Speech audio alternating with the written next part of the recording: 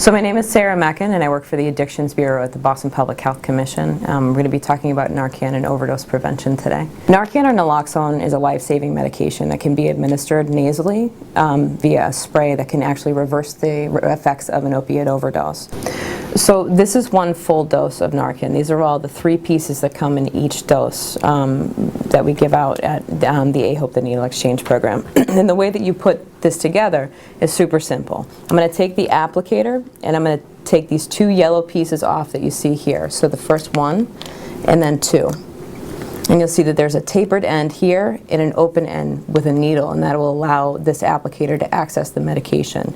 The second thing I'm going to do is I'm going to take this vial of medication and I'm going to pop off this cap. It'll be either red or purple, and I just grab it underneath. I put my fingernail underneath, pop it straight off, and then on the inside you can see a rubber grommet. What I'm going to do is I'm going to put the 2 open ends together like this, really gently, and twist until I start to feel a resistance. Then I'm going to take the atomizer, and this turns the liquid into a spray and allows the liquid to go up through the nose and enter through the mucosal membranes, and then enter and pop the opiates off of the receptors in the brain. So I'm going to take this atomizer and twist it on the top like this. Now this is one full dose and it's ready to go.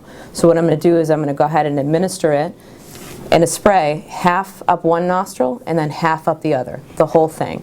How we train people to respond in case of an overdose is to first recognize the signs of an overdose. And there are really 3 fundamental things that we teach people to look for. Is one, we say look for blue lips and fingertips. The second thing that we teach people to look for is whether or not the person is responsive.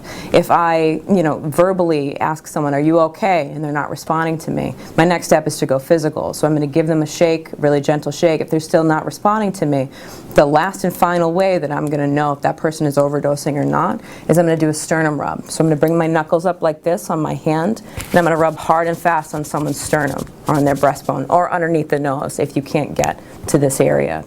If they're not responding to me when I'm doing that, I know that there's a problem. The third thing that we look for, and this is really the key around opiate overdoses, is respiration. So if the person is not breathing or has labored breathing or has a sound in the back of we call it the death gurgle in the back of someone's throat, it means that the body is actually struggling to get oxygen into their system. So we know that those 3 signs together, and we're sure that that person is starting to overdose. So with Narcan, the reason that we're able to give this out to folks who are either actively using or family members or people and loved ones of folks who are active drug users is that this medication has no adverse side effects. All it does is takes the opiates off of the brain receptors and allows the person to start breathing again. I don't have anything on my system right now except a lot of caffeine. Now, if I push this up my nose or administer this to myself, all I would get is a runny nose. There's no indication, there's no contraindications, there's no problems with administering Narcan.